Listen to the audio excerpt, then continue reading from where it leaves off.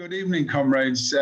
This is a bit like a job interview where they throw you a difficult question, except that I wasn't expecting to come for a job interview this evening. I was expecting to listen to another comrade talk about the Paris Commune. Obviously, like many comrades on the left, I'm aware of the Commune. Indeed, I've done work on it, but I can't find any notes. So I'm now going to try and really talk just from memory and just see how we go. So please bear with me. And actually, this would be a good opportunity for comrades who have got ideas to just contribute. So it will be more of a genuine opening rather than maybe an introductory talk. Last week, I referred to the Paris Commune when I was talking about the First International. And indeed, the Paris Commune was gave the International great notoriety throughout Europe. The crowned heads of Europe and the ruling classes argued that the Paris Commune was a product of the First International, and it made Marx in particular a fairly notorious figure. Indeed, he was featured in the newspapers, and in a letter to some comrades said he was the most hated man in London. And I'm sure that was a much sought after title in the 1870s as it is today. But it perhaps explains the significance of the Paris Commune, certainly in terms of socialist politics. Leading socialists, Marx, Engels, Lenin, of course, have all written on the Paris Commune. And indeed, it is generally recognized, as the title of the talk was put forward, as the first workers' government. And indeed, it is an interesting development, partly because it is a movement which originates in the Parisian working class. It also has other elements. Indeed, open supporters of the International were by no means in the majority. There were a whole number of tendencies represented in the Commune, anarchists, Jacobin, French Republicans, Blanquistes, and indeed just simple radical Democrats. So although it's gained a reputation, I think a justifiable reputation as being the world's first consciously workers' government, it's by no means the product of a conscious action by the by any movement. In that sense, it's rather different from later insurrectionary movements. So first of all, I'm going to begin with the context of the Paris Commune, which emerged out of the Franco-Prussian War. This was a war between the North German Confederation, essentially Prussia, and Louis Napoleon's France. And there's a fairly sort of complex set of diplomatic events around that war. Essentially, Bismarck, the minister president of Prussia, the man who would later be the German chancellor, provoked the war with the aim of rallying the German states behind Prussia. The war was framed as a defensive war, rallying the German states behind Prussia, and in that way furthering Prussian power, and indeed beginning the process of the reunification of Germany. Now, what's important in this war is not the sort of diplomacy that I talked about, but actually the fact that France was defeated, and the Prussians, and I think who we will now have to increasingly refer to as Germans, the German forces defeated Louis Napoleon and occupied or indeed moved towards Paris. The government fled. So what we have is, as a result of this war, is we have something of a power vacuum. A provisional government is formed following the departure of Louis Napoleon under Thiers, and in this interregnum, in this period of some confusion, we get the emergence of the Paris Commune. And this, in a sense, moves into the vacuum of the departure of one old state form and the emergence of a new state form, which arose out of the French defeat in the Franco-Prussian War. Now, the term commune, as those of you who are aware of French history and indeed French politics, although with us it may carry the idea of communist, it may even carry sort of revolutionary connotations. In France, it is simply a basic unit of local government. And although the Paris Urban District Council doesn't sound particularly revolutionary, in many senses, it is just a unit of local authority. But of course, Paris has a revolutionary tradition, not only from the days of the Great French Revolution, but of course 1848. And it's this idea of the commune as a representative of the Parisian radicals and indeed the Parisian working class and the sections of the petit bourgeois that it becomes so significant. So when we're talking about the commune, initially it's the idea of a representation of Paris, but it very quickly extends and it draws in and draws on the revolutionary traditions. So the mere idea of it being a local government authority is accurate, but it's probably better to think that the people who set up the commune and established effectively control over Paris did so trying to summon up the previous revolutionary traditions. It was also able to gain power in Paris because of this vacuum, as I've said, the collapse of the old state form and the emergence of a new one. There were, in a sense, two power centers, the provisional government under Thiers and also the Paris Commune. Now, Thiers actually very quickly left the city and began to assemble forces to retake the city. You may well ask that since we're in the midst of this a rather indeterminate war period, what are the imperial forces doing? Well, of course, they're standing off. And of course, this is a very good example in which ruling classes will cooperate together in order to deal with a revolution. Rather than press their advantage, they allowed the French to deal with their internal problems. And of course, in deal with them, they did. The key point about the commune is that it does carry out some measures that favor the working class. It does see itself as a popular radical government. Above all, it sees itself as a harbinger of revolutionary movements throughout the rest of France. It calls upon other cities to carry out their own insurrections, to seize power in their own cities. It does so as well to try and defend the working class against both the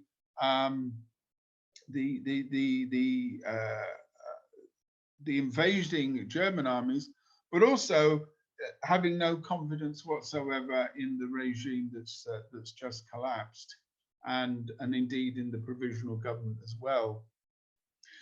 Various socialization measures are carried out. The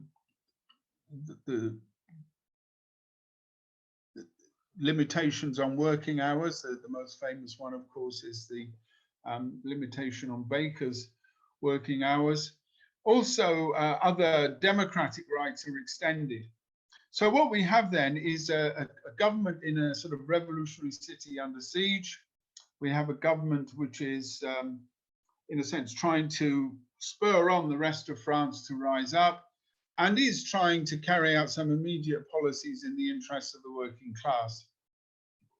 But of course, this movement is isolated. Its strategy, I think, is unclear. In many ways, it's a defensive movement. It has certain sort of spontaneous arguments within it.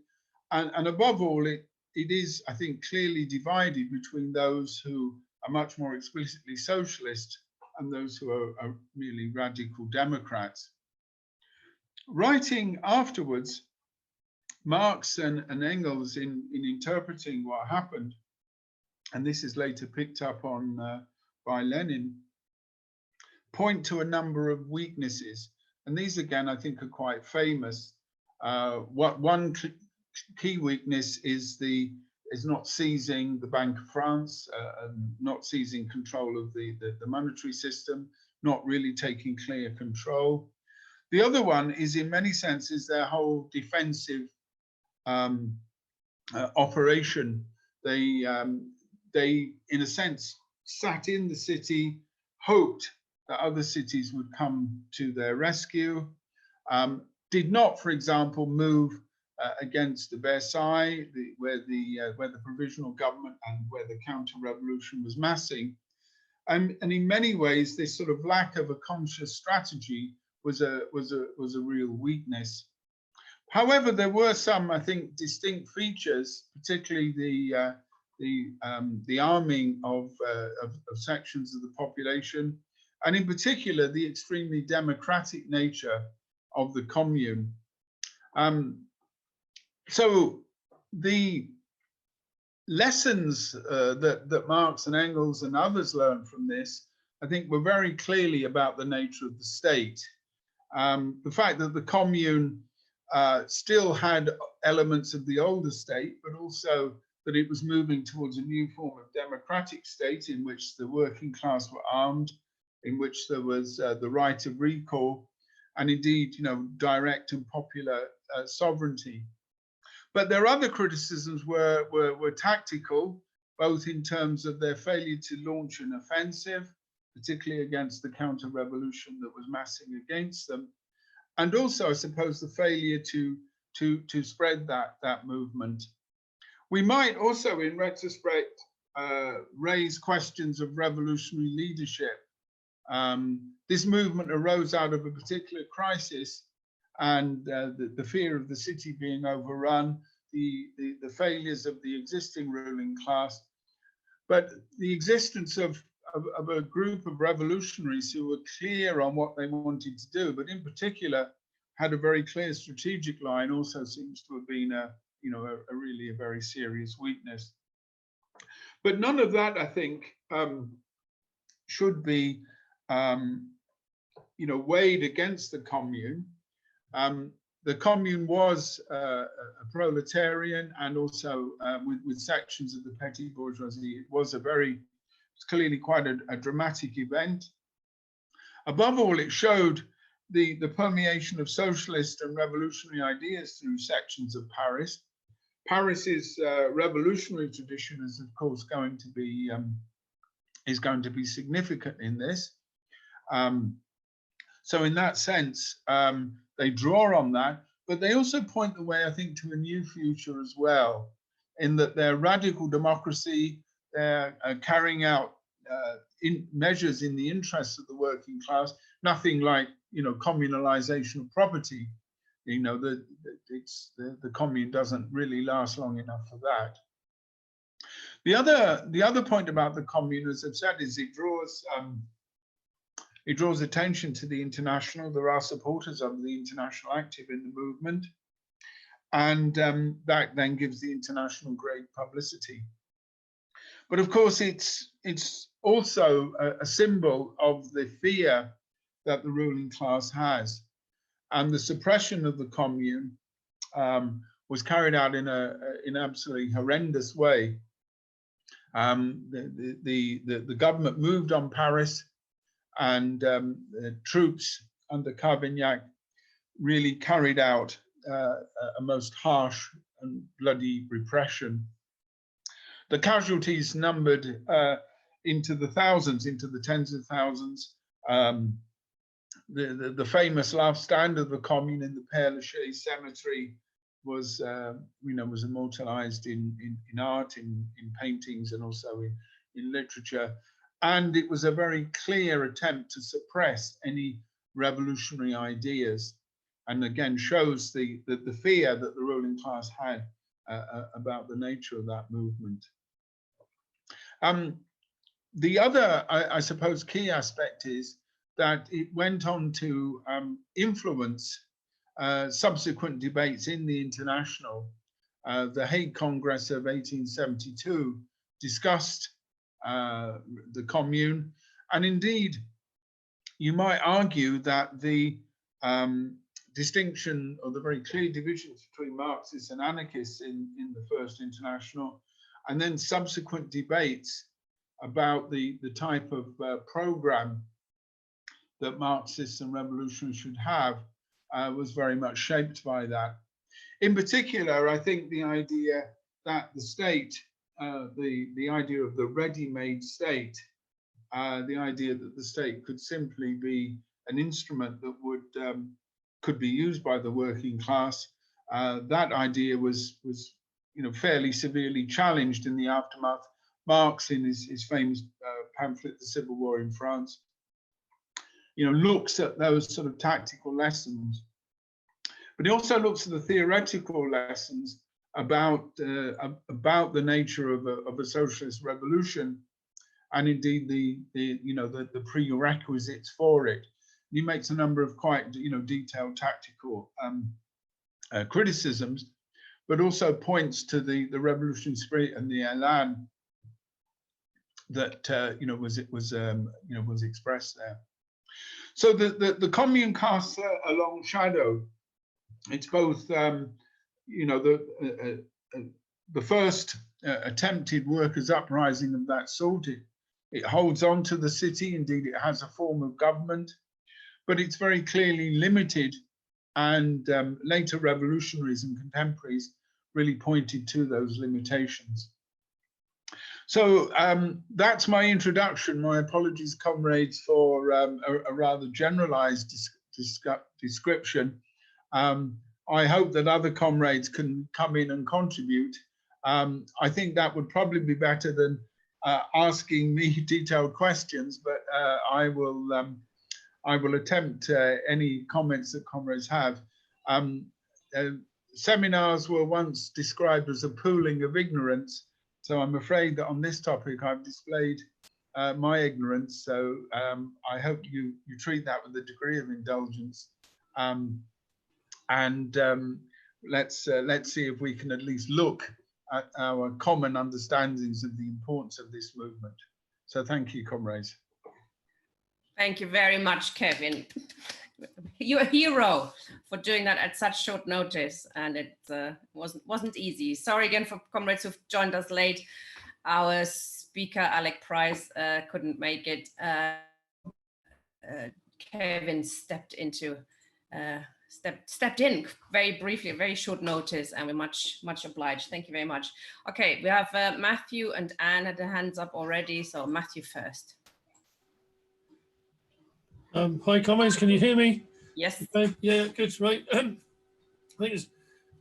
Thanks to Kevin again for that presentation. I thought it was good, and I think I think that there's a number of things about the Commune which are, as he points to the fact, obviously it does have a huge influence on the left. It does have a huge influence in terms of what the effect on Marx and his who goes through it in great detail.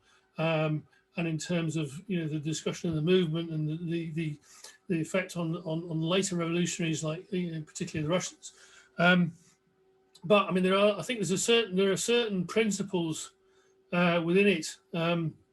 First of all, of course, it was internationalist. As Marx points out, I mean, it appointed a German minister to the Commune. The minister, I think the Minister of Labour was German. Numerous of its military leaders were Polish, because obviously the Poles were, a pretty revolutionary bunch, and obviously, had lent their support to the cause all over Europe and indeed other parts of the world. So there was that.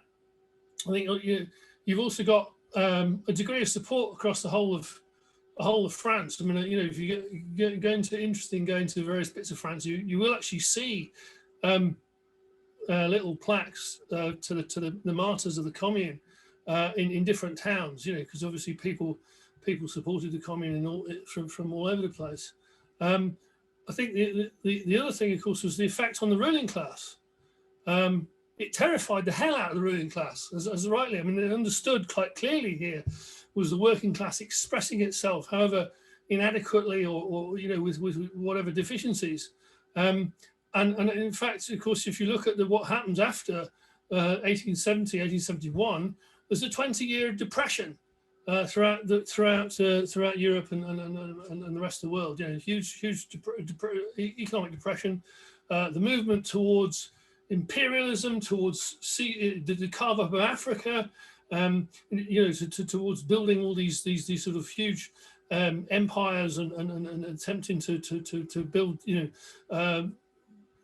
the sort of imperial centers, whether that's London or Paris or Berlin or whatever else, and taking over chunks of the world, and all of that is promoted by the effect of the commune, and however inadequately and whatever else, the hot breath of the working class on the necks of the ruling class, and this really does change fundamentally the nature of class relations, and I think you can actually date, as I say, I think you can date the whole basis of the start of the decline of capitalism itself as a system to the advent of the commune, and I think it is that significant, and clearly comes out in terms of its that's its real effect. It also, of course, has huge effects on Marx and his family. I mean, all of his daughters participated in attempting to support those in flight from the commune. Some of whom married his daughters. Others had affairs with his daughters. All of his family basically took part in supporting the commune. It was very much part of the movement. And I think as I put it in the chat, people should read this, Marx's Civil War in France. It's a very brilliant book. It's really very well done by him, and takes that explores his view of the significance of it. Thank you very much, Matthew. Anne, next, please. Okay, thanks, comrades. I actually hadn't been going to say anything either because I'm here at work trying to finish something off. But anyway, I having listened to Kevin, a couple of things occurred to me, not directly to do with the commune and how it conducted itself, but more to do with the aftermath of the commune and the impact of the defeat of the commune on the revolutionaries of the time and on those, who went on to become involved in the Russian Revolution.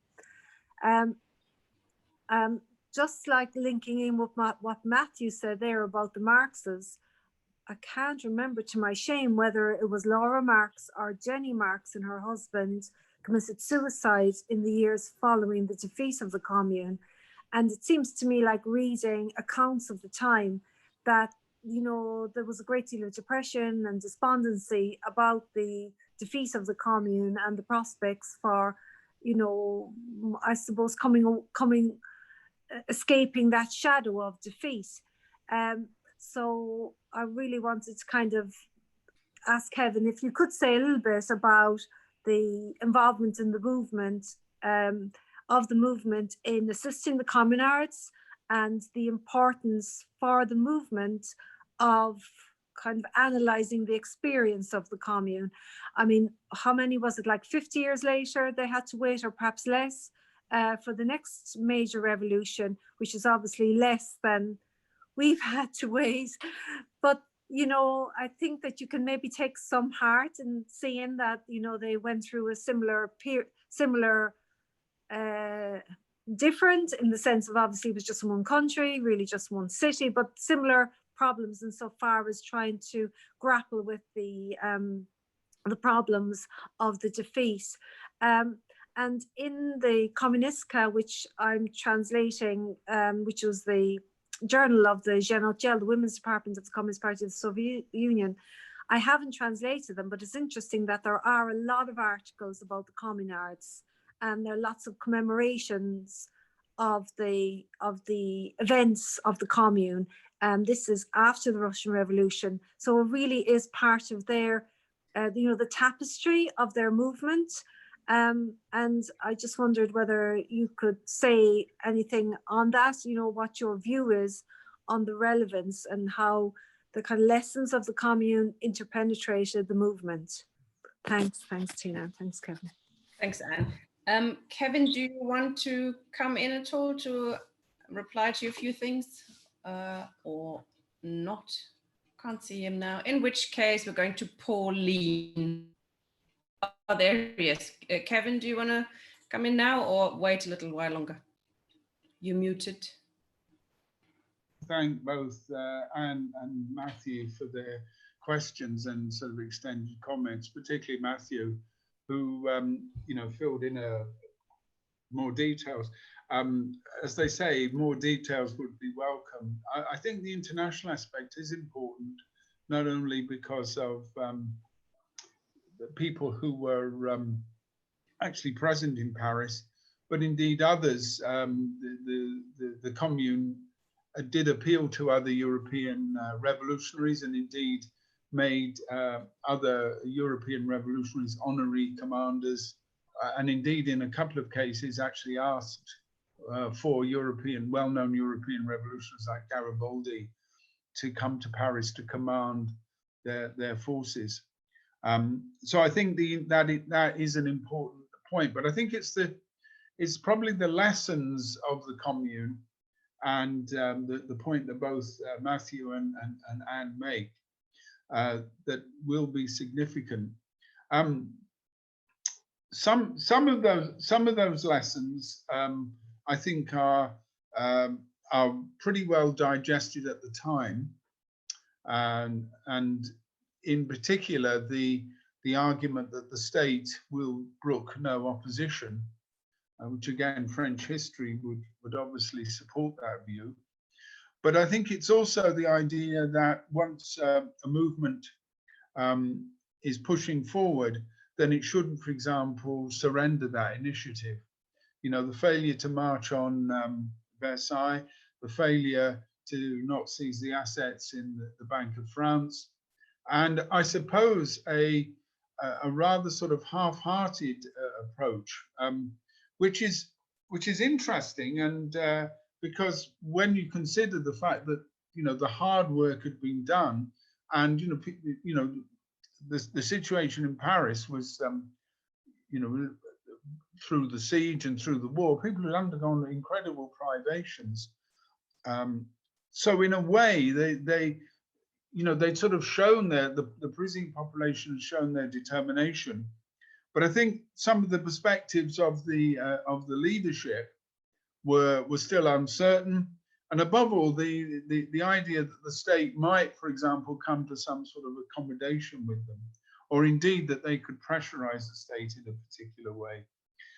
In terms of the later lessons, Marx did write on it, and I think I've referred to the pamphlet "The Civil War in France," but I think it also was something that was discussed quite avidly in the international movement.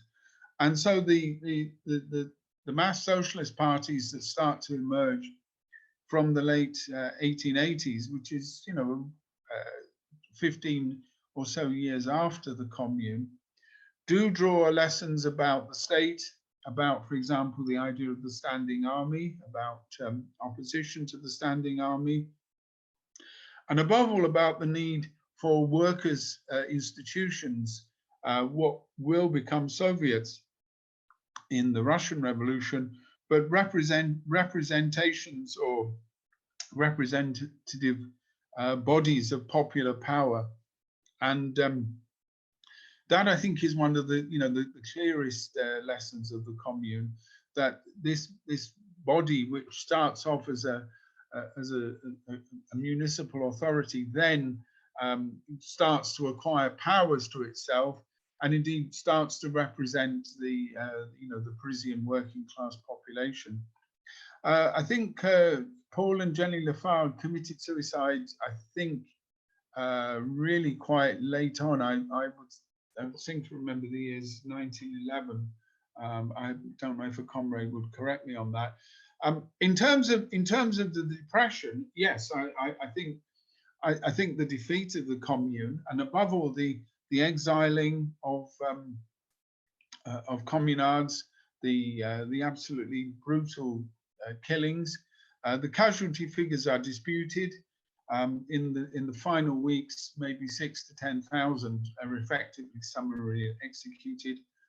People are sent to the French colonies in Latin America, sorry, in South America, and in the Pacific. We can also gauge the effect by, I think, any number of popular accounts, writers describing the period. I remember when I taught this, I think probably about 40 years or so ago, as a school teacher in those days, the pupils read obviously Zola, but also Maupassant, who had a number of short stories about this period. So this war, but also the Commune itself, did have, I think, a deep resonance in France.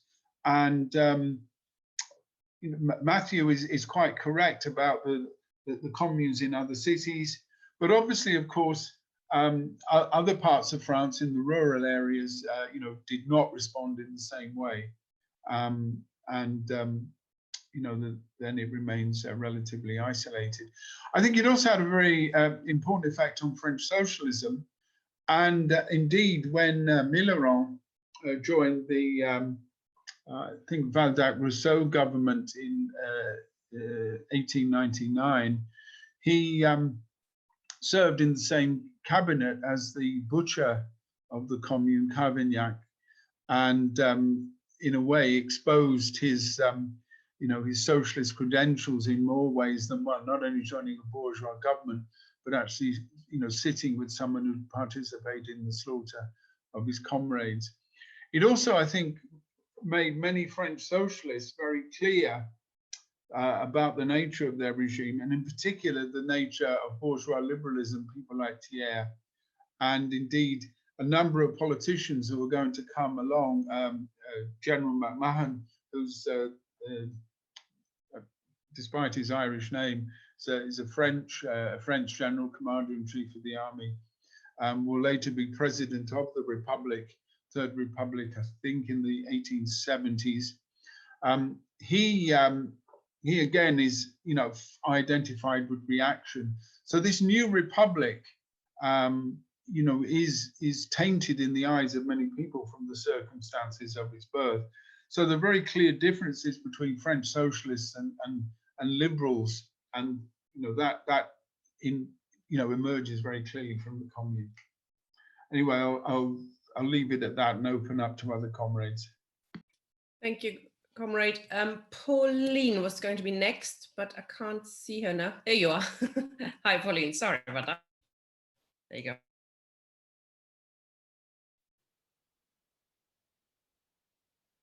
Myself. Can you hear me now?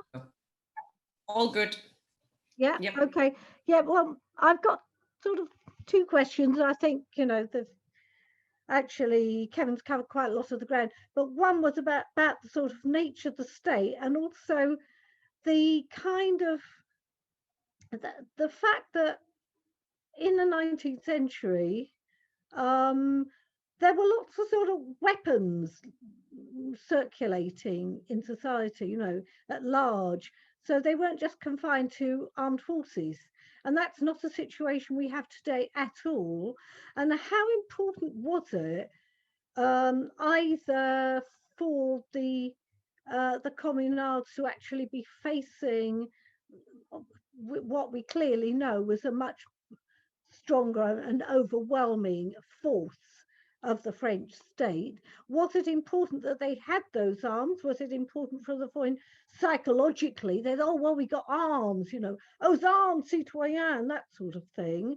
And the fact that, of course, that's not really a situation that pertains today, not really in any country, even though in the US we know that there's lots of arms around. But for example, in Chile, the Chilean people underwent enormous sacrifices recently, you know, students having their eyes shot out with rubber bullets and all sorts of things like this. But they have actually succeeded now in overwhelmingly calling for a new constitution, which is wonderful. So what kind of effect does you know, the arms or the lack of arms have on being able to confront the state? And another one really about Louise Michel in particular, because there's been something I've noticed of quite a cult of Louise Michel going on recently. And I wonder if you could sort of comment on that. Perhaps it's sort of more from a feminist perspective than any other. Thank you. Thanks, Pauline. Shall I take a few questions, Kevin? Or do you want to come back now? You're muted, so I can't hear what I can see your lips moving, Kevin. I don't know what you're saying. Could you take a few questions a second, Tina, would help. Okay. Sorry, I mute. Yeah, so a few questions and I'll come back. No problem. Okay, Steve Freeman next. Thank you. Okay, thank you, Tina, and thank you, Kevin. I'm not really going to add, I don't think, anything new in a way. It's just a point of emphasis. I think or somehow these points are sort of covered, but I wanted to highlight a couple of things. Two things. First of all, the process. I think it's very important to generalize the process. So what's happening here is that the old constitution, the Napoleonic, the constitution of Louis Napoleon is overthrown by this war. And it's the collapse of the old constitution that opens up the space for these new forces to come in. And so if we're thinking about such changes happening anywhere else, we have to think about how is it that the old constitution, the old system is overthrown to create the space. And what comes into the space are, as Kevin's already said, two governments, the two Republican governments, I think, in a way. One is the provisional government. I'm not sure if it was in Versailles because I can't quite remember it, possibly. It was located outside Paris, as Kevin already said, and then the Commune. So you've got these two rival powers that come into this power vacuum that are contesting for who's going to decide the new system of government. So it's the emergence of the two powers in the vacuum that's created by the overthrow of the old regime. Second thing is that Marx was clear that this was a republic, but it was a peculiar, or in fact, Marx thought it's the first example of a new kind of republic. And the key thing about this new kind of republic was that it was sovereignty coming from below. Whereas other republics' power was above, but here the republic was coming from the people themselves. And there were 3 or 4, I think 4 points that were key in understanding this. One was that everybody had to be elected. Secondly, that everybody who was elected had to be accountable to the people that elected them. Thirdly, there had to be recall, instant recall. So if you weren't satisfied with the people you elected, you could call them back and sack them or whatever. Now that was very, very important because we can't hardly recall anybody, you know, we would wait 5 years. But the power rests with the people. If the people can call back the people they've represented and say, you're not doing a good job, you've gone, you know, we're going to have somebody else. So sacking your representatives as well as electing them was an equally very, very important point. And then the other one was that these representatives had to be paid the average wage of the people they represented. So there was no elite, no political elites. They were going to be paid the average worker's wage. Now, those things I think are still very relevant today when we're arguing for democracy from below. And I think the other point to emphasize that whereas the old republicanism was about getting rid of the monarchy and the aristocracy and things like this was much more about getting rid of bureaucracy, making sure not just that your MPs were elected, but also that the officials that you had to carry out functions, they weren't a separate bureaucracy. They were actually themselves as officials accountable to the Paris Commune. And of course, then the idea that the people had to have arms because you couldn't protect this democracy unless the people were armed. So I think those are some of the key takeaways that are still relevant today, that if we think of republicanism coming from below, then we have to think of it in terms of elected, accountable, subject to recall, and paid the average wage. I'll stop there. Thank you. Comrade Marie, please. Hello. Hello, comrade. We can hear you. All good. Yeah, hello. Well, I am very ignorant in many ways. So I'm so happy to be reminded of all these key questions, which so far back already, like somebody just said, the task of quitting the system of imposed by power from above, the task of intervening from below, which will flourish in the Russian Revolution with the Soviets, that task goes back so many years, which goes to show how deep really the task is to the transformation from private property to an economy and a society based on the public good is such a, I wouldn't say it is a very difficult task, but it is one which is taking an awful lot of energy and time. And look at the violence which confronts those who try. I think this is very productive for us because we are in front of the same problems in many ways. I'm sorry to leave perhaps the study, which was very productive, and to bring things to now, but I hope comrades will continue to investigate what they were doing. What I would like is to bring questions for now. For example, with the creation of the Soviet Union, the party Lenin had obviously internalized, Lenin and the Bolsheviks internalized what was needed, what had been lacking, and what was needed now. It needed a concept that is not a question of simply launching in and taking power. You need to have prepared for it and to prepare for what is going, for the counter-revolution. And that was not understood at that point. Then the question of democracy, like the comrade who spoke before me, it's not enough to have instant recall and the question of salaries and all that to be tackled, but it needs a structure. And for that structure, it has to be national and international, and this has to be prepared. And so this is what Lenin did, I think. He prepared through the party which was involved in all the struggles of the working class, and brought back to the party the lessons of every failure, like 1905, the lessons in order to correct so that when one launches in, one is prepared. One can still fail, but one needs to be prepared. Just one or two things I would like to say more is I believe that with the Soviet Union, the humankind made a huge leap in implementing the lessons of the Commune and in giving them the necessary, in my view, the necessary form.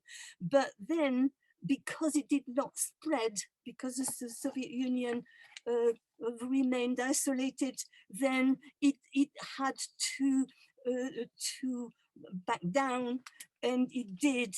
And I think we are in a period now where a lot of comrades are looking for another road, that perhaps all this thing about the Paris Commune and the Soviets, all that is old hat, and we have to look for a socialism in another way. I think this is very mistaken. It comes from the lack of political and theoretical debate in the country, internationally, and in the workers' organization. And that has led to a lessening of the confidence. I see in the lack of principle and method in the Labour Party, I see something of the great disappointment with the Soviet Union. the great sense of having lost confidence in learning lessons from the Paris Commune and from the Russian Revolution. And I would hope that we are going to be able to reuse all these ideas in order to construct a consistent workers' party from what Labour is at the moment, to make it into a party, not just an electoral machine, but a party which learns every lesson and which doesn't quit its centralization with the trade unions. Yeah, finished. Thank you, Marie. Are there any more comrades who have questions or comments? Please indicate now. Otherwise, I'm going to bring Kevin in to sum up. Yes, I think it's. Thank you, comrade. Okay, thanks, and thanks for some excellent points. I'll pick up on a few points that were also said in the chat. Kevin, we do have one more question. Do you want to hear it, or do you want to? Yeah, that's fine. Yeah. Let's bring in Timothy first, then, and then we can use that to reply to that to sum up. Timothy, if you could switch on your camera, that would be marvelous. Okay, where is he?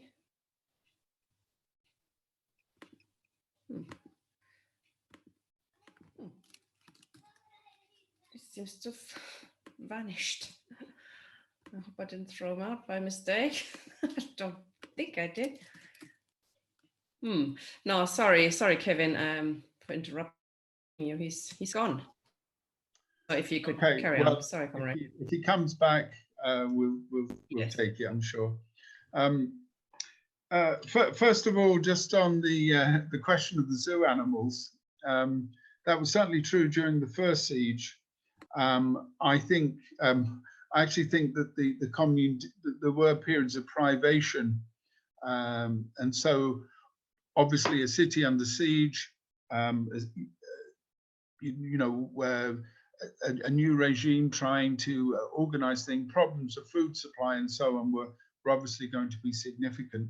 So yes, I mean, comrades have talked in the chat about the difficulties of supplying a city, keeping people, sheltered and so on and so forth.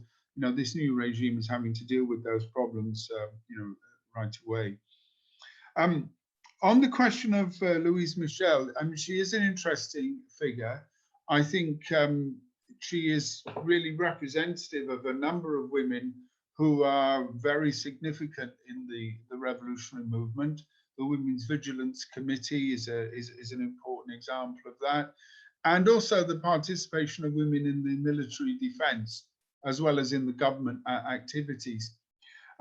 Louise Michel was an anarchist, and indeed remained an anarchist, and indeed committed to the cause of revolution all of her life. I think she died early in the 1900s, I think about 1905, 1906. She saw the model of the commune, particularly its breaking down of authoritarian structures of the state. She did see it as a model, but she, I think, became increasingly critical of the state form, or indeed of even forms of workers' organization, and moved into a very strong anarchist position.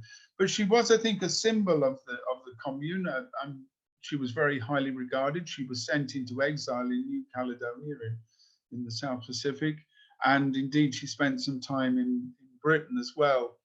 But I think the prominence that she's given, I mean, I think is justified. I think she's a significant figure, but I think she also reflects, as we know from our studies of history,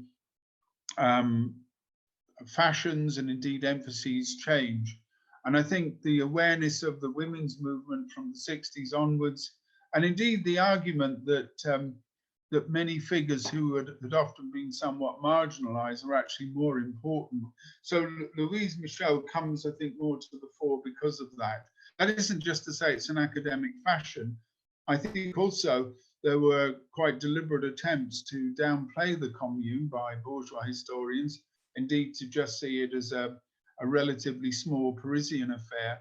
Indeed, also to see it as not being particularly revolutionary, you know, and to really downplay that. So people like Louise Michel were then produced as sort of individual extremists, or indeed, in her case, even possibly mentally deranged. So you know, bringing the Commune's history back to life, I think, is important.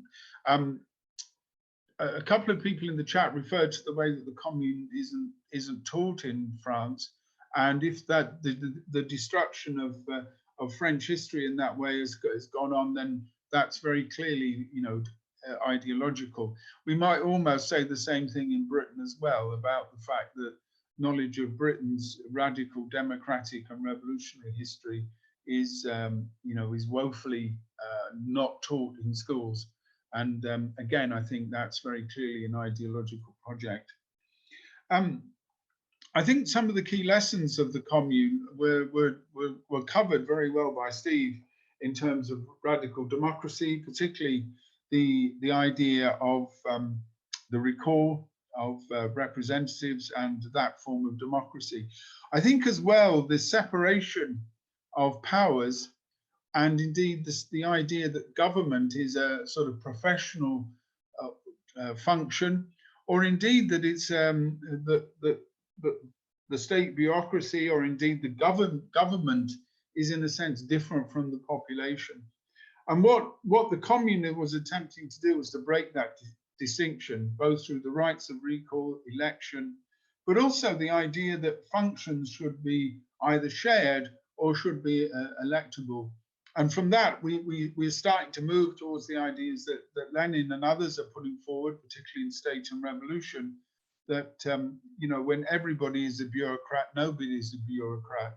Or the other argument that you know, every cook can be a minister and every minister has to be a cook.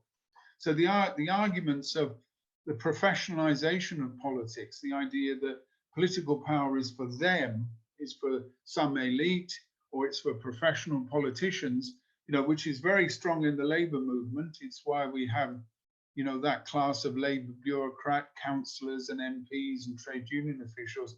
The Commune attempts to break that.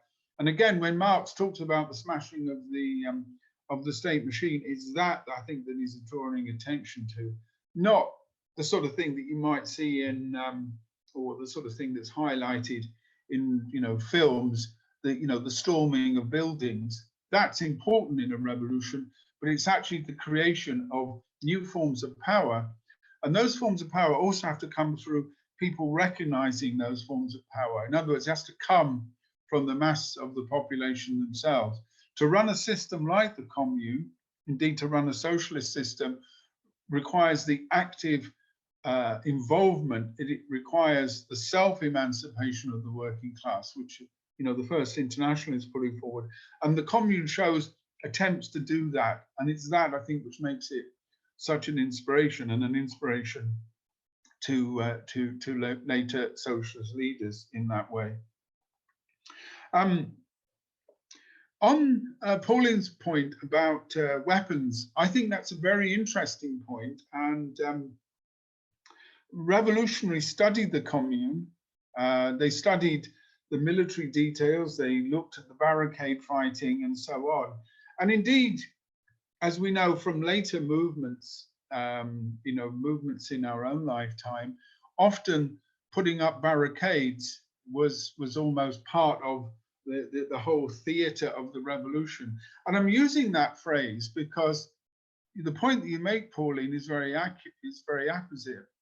Barricade fighting, you know, can have its place in certain types of insurrectionary movement.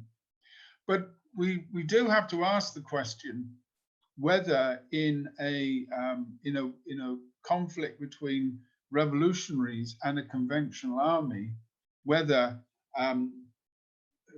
groups of revolutionaries could confront and take on a state in that way unless they were very well armed. Now, you might then conclude, I'm saying, let's call the revolution off. We can't do it because the state's too powerful. If we look at the successful revolutions, the success of the revolution is not just in the organization of the revolutionaries, how well armed they are, it's actually in their ability to demoralize the existing state forces and indeed to win them over.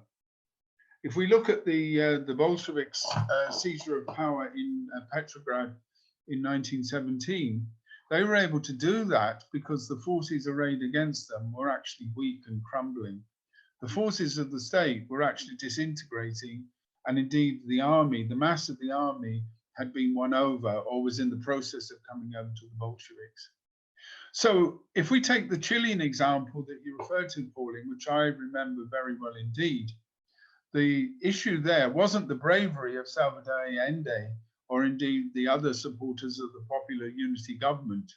I'm sure we all remember the picture of Allende standing in at the doors of the presidential palace with his revolver, sorry, it was a pistol, I think, and his guards with submachine guns getting ready to defend the palace.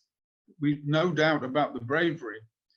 The question was, in the preparation of defending that government, the army had been conciliated by Allende, and indeed mobilizing the mass of the population, arming the working class, and then attempting propaganda to win the army, the rank and file soldiers of the army over, was the failure of Chile. And that was discussed a great deal in the left in the 70s, because it showed that the parliamentary road to socialism, and indeed the arguments that you could in some ways placate right-wing generals, such as General Pinochet, by offering them ministries and by giving them lots of weapons and therefore buying them off. All that Allende did was arm the people who would then be used against him. And this idea then of using the state machine, I think comes to the fore here. So the lessons of the Commune are that you can't use the state machine ready-made for your revolutionary movement, but also I think that the revolution has to spread, and of course the successful revolutions will ensure that the state forces that are sent against you are either very unreliable or indeed are starting to disintegrate. But of course, Steve Freeman also made an important point about what our program should be in terms of democracy, but also in relation to the army, in that way. And this, of course, is one of the demands that was put forward, and I think based on the lessons of the Commune, which was for the abolition of the standing army and its replacement with a popular militia. In other words, that the workers would be armed, that they would have military training, and so that the army would be in a sense hollowed out from within. And of course, that demand was a central demand of social democracy throughout Europe. Indeed, it was in the Labour Party's 1900 election programme. The abolition of the standing army and the replacement with a popular militia. And the Commune and the lessons of the Commune, the National Guard, and so on, I think are very important in that regard. So I'd like to thank the comrades for their questions. My apologies for the fact that it wasn't the advertised speaker, and I had to do it very much on the hoof. I'd like to thank everybody. We actually have one more question. Okay, then fine. Okay, right. Okay, can you hear me? Sorry, Tim. Thank you. Sorry, comrade. It took a long time for you to come up. Yeah, I'm sorry. At a crucial moment Hiya. earlier, I lost my connection. I don't know what happened, but anyway, I'm here now. I just wanted to say, in my youth, I'm talking about early 60s, I was an anarchist. I'm still quite an anarchist now, I think, but somewhat watered down these days. But we were enormously impressed by all the history of of the Paris Commune, as indeed we were by the organization of the resistance in Barcelona in the first year or so of the Spanish Civil War. And well, I don't seem to hear much about anarchism these days, which is a shame. But I thought that Steve Freeman's comments are very important about the instant recall of anyone in a position of minister that you've disagreed with. You could boot him out the same day, and self-organization all the way through, simply because it was organized from below. And I think this is something very important that's been lost in the days of the professional and the politicians, people who go straight into politics the moment they've finished university. So I'd just like to thank Kevin once more for his talk, part of which I missed, but the bit I did hear was very good. Thank you very much. Thank you, comrade.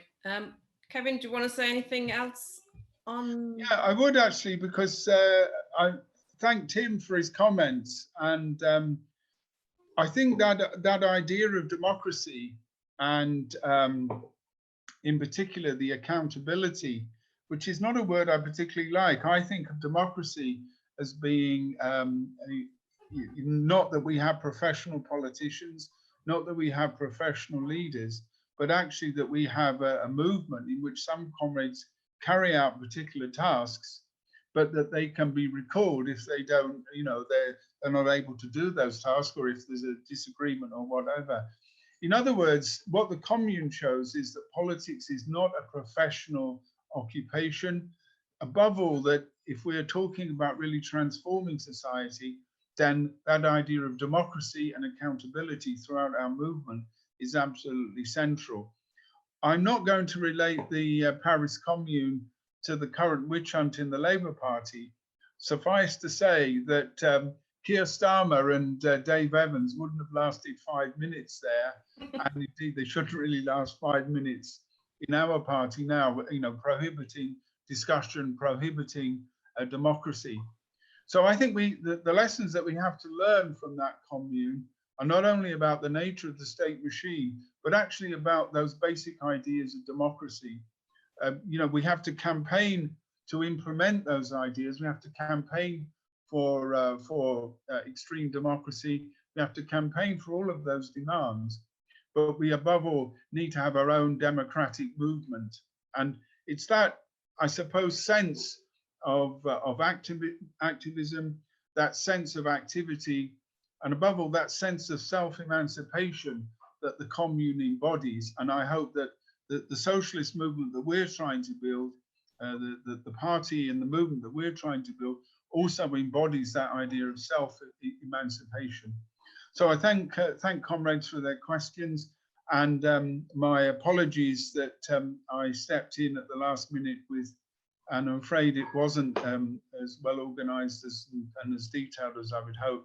But I'm sure next week's talk on the First International will be by Ben Lewis will be equally well, it will be an equally important subject, and I'm sure it will be a much better introduction to the topic. So thanks, comrades, and I'm looking forward to seeing you again next week.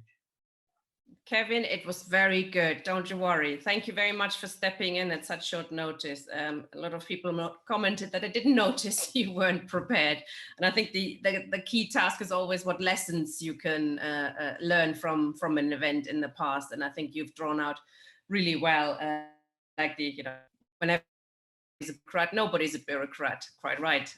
Because if we all take power, we all take little bits of the running over of society and spread it to everybody. That's how you prevent corruption as well, and that kind of thing. Obviously, professional politicians, yes, that does go counter to we're doing at the moment, the Labour Party is doing at the moment in houses. And the question of the workers' militia is very important, and most lefties, when you mention that, will just chuckle and say how silly that people should be armed, etc. Well, as our experience shows, unless we are armed and armed to the teeth, we'll get defeated. So it's very worthwhile taking up that demand as an absolutely crucial demand of our basic program. Thank you very much, comrades, for joining us. Thanks again, Kevin, for stepping in like that. See you all next week and have a good evening. Bye-bye.